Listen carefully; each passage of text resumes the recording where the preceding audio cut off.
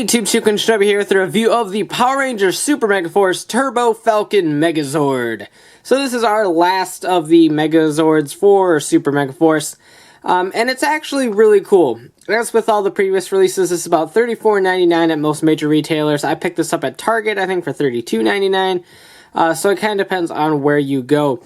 But this is our RPM-themed Zord for the season, and despite the name Turbo Falcon, it is in fact RPM. It could be a dual reference, or it could just be a cool name. Who knows? But it is really cool. This is based off of Machalcon from Kaizoku Sentai Gokaiger. I do not have Machalcon at all, so I can't really do full comparisons, but I will point out some differences. So here he is in his car mode, and it's kind of cool. Just like the Japanese version, a Ranger key can fit inside. Included with this guy was the RPM Red Ranger key. So if we can pop him out and take a look at him, he's alright. His head's kind of weirdly crooked and stuff, but the body looks okay. But outside of that, nothing too crazy. We'll take a look at him again in the actual key pack. But here is a QR code for RPM Red. Let's go ahead and take a look in the Legendary Morpher.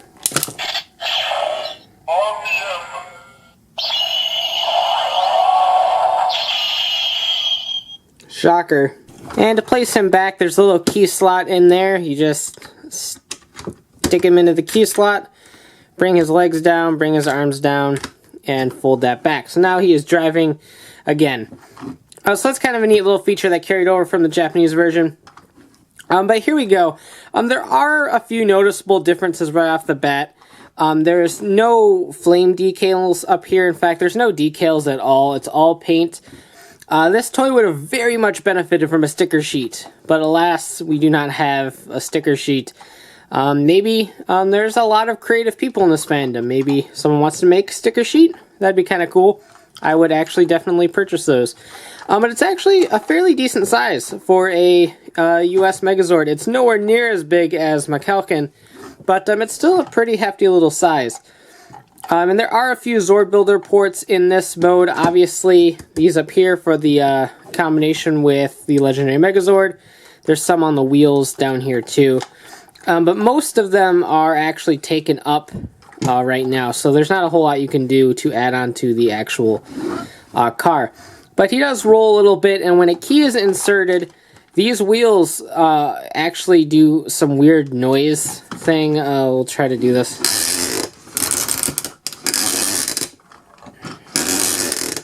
It's really obnoxious. It's supposed to sound like an engine.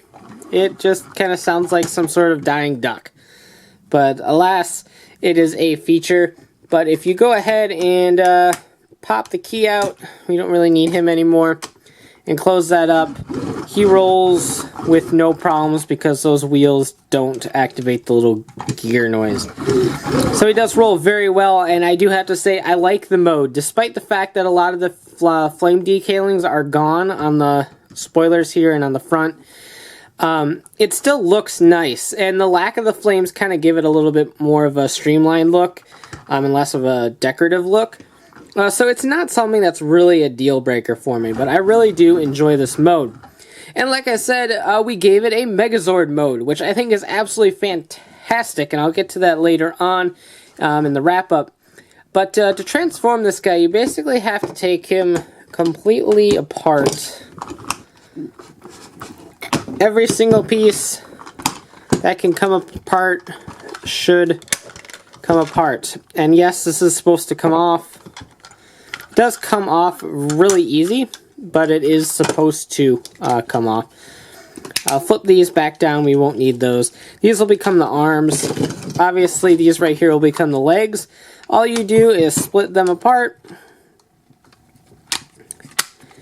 Here's our actual leg pieces. Right there. And then they will peg together. And we have the coming of legs. Okay, next you take the rear booster thing that will eventually become a hand, and that will go right there. This wheel portion will fall right into those clips right there. The head fits in right in these little slots right down there. Then you can splay that open. So now you got a head. This piece, fold the little black tab up, and that's going to slide right in the crevice right here. There's a little peg right there, and that will slot in right there. It isn't the most secure thing in the world. I'll say that right off the bat. I really wish it would clip in there good. And take these. These will become the arms. Snap them on so that the silver is facing forward. These are now arms for the Turbo Falcon Megazord. And you can flip these up or down. It really doesn't matter. I prefer to have them up, just because it looks a little bit cooler, I think. And then these will peg in right here, if I don't drop it, in these two holes right there to make some cool shoulder designs. And voila, we have the Turbo Falcon Megazord. And I think it's kind of neat. It's a completely original design, and like I said, something I really wished Machalcon did. I never picked it up because as the big mecha of that year, it's roughly $100 to $120, give or take, before shipping from Japan. And all it was the car. It didn't have a robot form like Lio or Bragigas or anything like that. So I never actually picked it up. It's fairly reasonably priced now, but shipping is still a killer on that thing. So alas, I still don't have it. But my biggest complaint was it didn't have a robot form, and Bandai America fixed this. So I cannot complain. I think it looks really cool. They made do with the pieces they had and made a reasonably cool looking robot. I really like it. You do actually have a cool set of elbow joints right here. This is mostly based on transformation, but it is something that you can do. You got side-to-side movement here too, again because of transformation, but again it is there. And then finally, again because of transformation, you actually have a little bit of a shoulder swivel. It only goes in that direction, but it's there. So this is one of the most arm-articulated Megazords we've ever had. Now, does he have flaws? Of course he does. Now, this piece is really flimsy. It doesn't stay in there perfect. Like I said, I really wish that would have tabbed in place.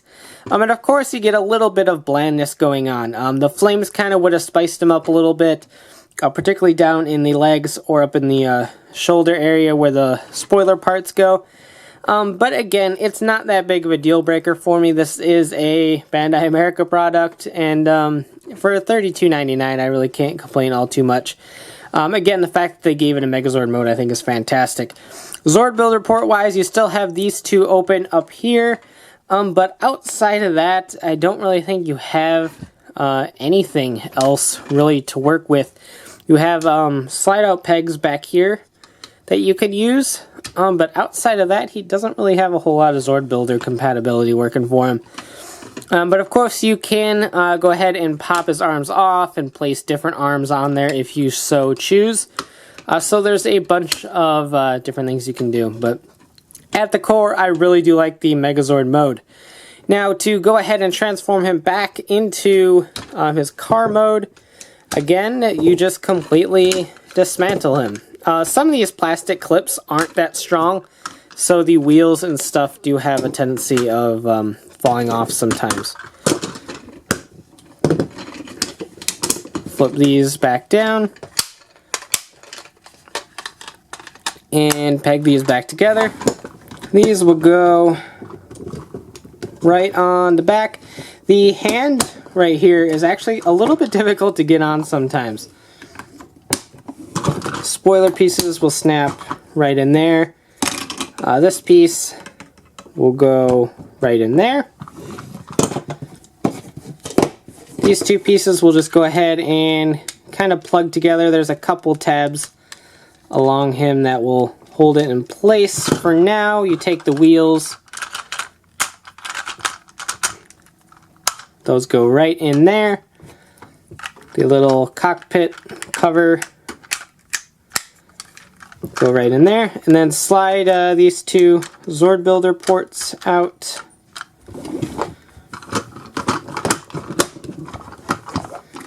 And that is probably the biggest issue that I have with putting this guy back together, is that sometimes those Zord Builder ports right there do have tendencies of wanting to fold back in.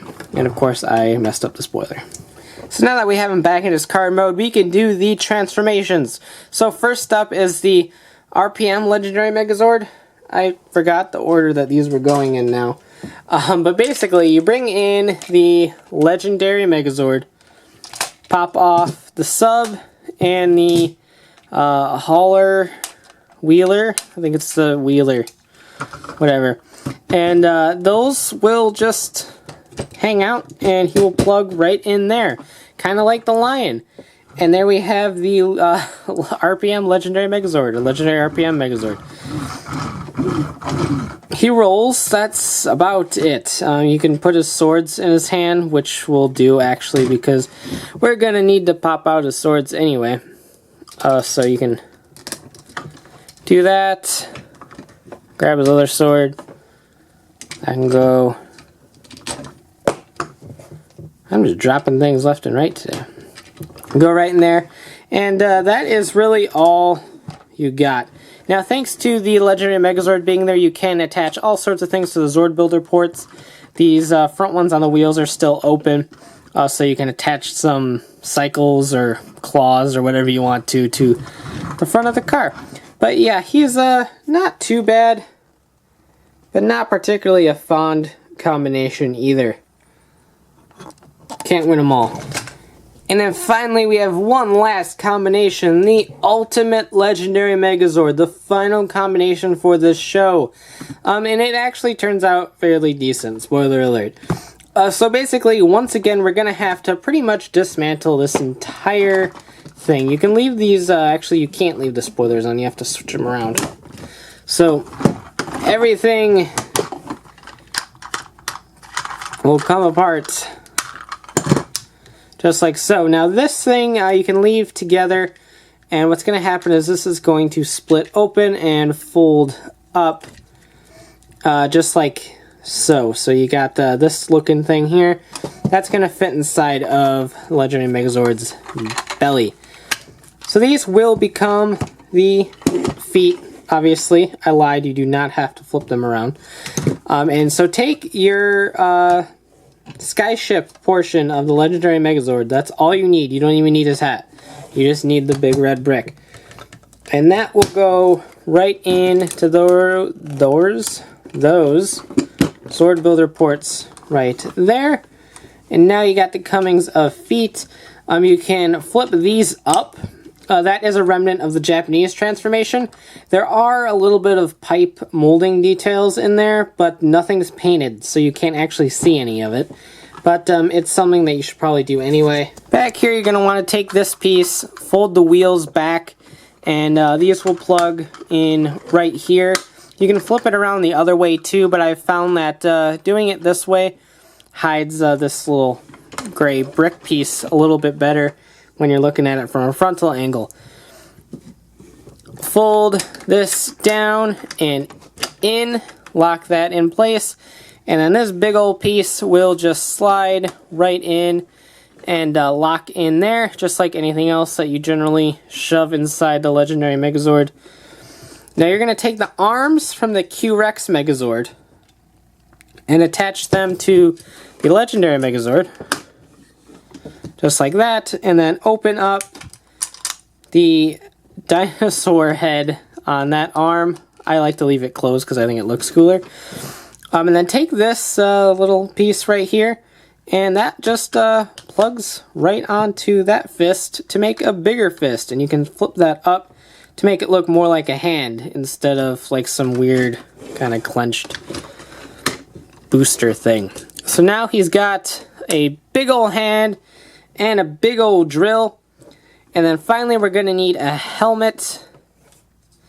So we're going to take this piece right here, and then this will slide in like that. And then this sword will slide in the other way like that. And then finally, just like the normal hat, you can plop it on his head just like so. And you have the ultimate Legendary Megazord. Now it does leave this open gap right here, so something that I like to do personally is take this piece and it can fold all the way back. So what you want to do is just make sure it's hanging like that, and then go ahead and plug the chest back in, and so you got a little bit of a cover there, which is something that I appreciate personally. If it was painted, it would be a little bit more obvious, but it just leans up. It creates a big hollow space right here, but from a frontal view, it covers up the kind of emptiness that's in there. So I kind of appreciate doing that. It's not official as far as I'm aware, but you can do that. So here we have the Ultimate Legendary Megazord. It's not too bad. In terms of transformation, everything is exactly the same as the Japanese version. The Japanese version one could fold up, and then when you twisted it, it popped open. And then obviously the Japanese one had the spring-loaded drill gimmick too. But outside of that, the only difference is obviously size and paint applications. As you might be able to see, yep, right there, there's like a flame decaling sort of, not decaling, molding right in there.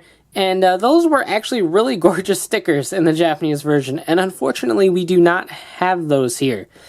There was nothing really stopping them outside of, I guess, budget and whatever and such like. So that is a little bit of a shame to me, because it really needed the flames here to kind of complete the package. Now what we do get is a very streamlined robot. It's very basic. It's just big blackness, blue, red, and that is about it.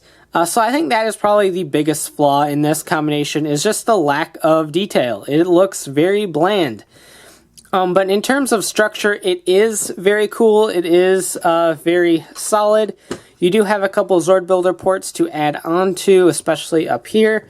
And the head crest actually looks kind of cool up there. So not ever having the Japanese version of this combination, I can say that I still enjoy this, but the lack of detailing overall here is a little bit bothersome.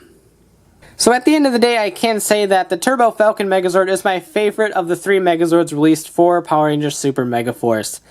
It's not that the other two are bad, but the fact that this one has a Megazord mode that the Japanese toy doesn't really gives it points for me. And plus, it looks cool. I like the Megazord mode. I think it looks neat. So it definitely wins points from me for that. It's just a cool combination at the end of the day, and I really dig it. The Ultimate Legendary Megazord does suffer from lack of detailing. If you are a customizer, you can probably make this look pretty awesome with just some paint markers and stuff. Because that's all it really needs. At the core, it's a good representation of the mode that just really needs some sprucing up. The card mode looks cool too, and again, it just needs some of those flame detailings that the actual model in the show has to look pretty cool. But regardless of the missing detail, the toy is fun, and to me, that's what counts. The card mode is cool, the Megazord mode definitely hits it home for me, and the combinations are decent representations even with the lacking detail. It's a fun toy, and to me, that's what counts. So it definitely gets my recommendation. These are starting to trickle out into Targets and Walmarts right now. Keep an eye on Amazon as well. If all else fails, if you haven't bought anything, but you really like the idea of this, there will be a Legendary Megazord, Q Rex Megazord, and Turbo Falcon Megazord 3-pack available at Toys R Us for $100, which isn't a whole lot of savings by any stretch of the imagination, but the packaging does look pretty cool on that. So if you haven't picked up any of the Megazords, that's a way of doing it as well. So all in all, the Turbo Falcon Megazord is a definite recommendation in my book, and my favorite of the 3 Megazords that are out right now. So thanks for watching, take care, and have a great one. Bye.